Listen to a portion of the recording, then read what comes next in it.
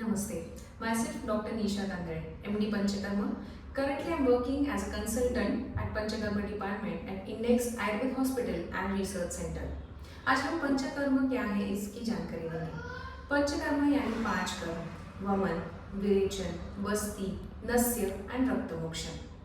इनसे पहले कुछ पूर्व कर्म किए जाते हैं, उसमें अभ्यंग और स्वेदन किया जाता है। अभ्यंग के लिए हम इस तरह का अभ्यंग टेबल यूज करते हैं। We ask the patient to lie down and in all the 7 positions of अभ्यंग हम अभ्यंग यानी पेशेंट का मसाज करते हैं। इसके लिए हम अलग अलग ऑयल यूज करते हैं। फॉर एग्जाम्पल धनवंतर तेल है, तिल तेल है, एक्सेट्रा। उसके बाद हम स्वेदन कर्म यानी सुडेशन थेरेपी की जाती है। उसके लिए ये स्वेदन पेटी यूज की जाती है। इसमें हम पेशेंट को बिठाते हैं and then full body steam is done for about 10 to 15 minutes. जब भी हमें लोकलाइज स्टीम यूज करनी है तो हम नाड़ी स्वेद का यूज करते हैं। Dashmool kadha is used here for the purpose of swedan therapy. फिर हम देखेंगे पहला कर्म that is vaman, that is emesis therapy. बहुत ही इम्पोर्टेंट कुछ व्याधियों में जैसे कि पीसीओडी व्याधि है, जो कफ प्रकृति के लोग हैं या वसंत ऋतु में हम कफ का जो एमएसएस थेरेपी है वो यूज करते हैं।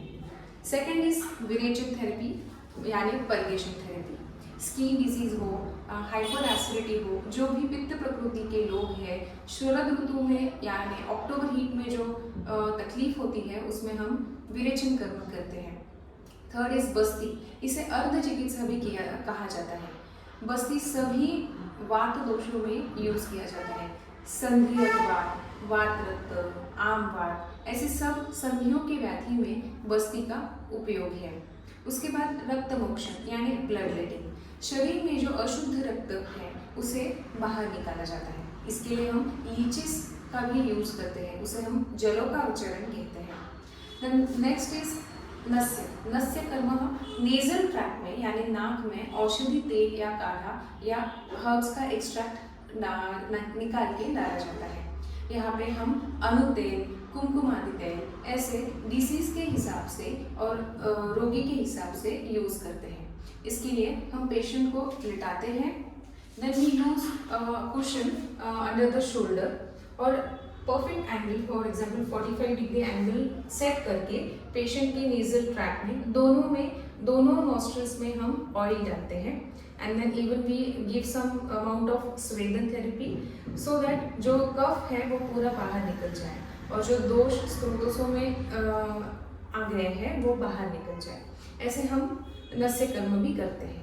इन 5 कर्मों के अलावा हम शिरोधारा, पत्रवोटरी स्वेद, षष्टिशाली पिंड स्वेद ऐसे कर्म भी किए जाते हैं। Thank you so much.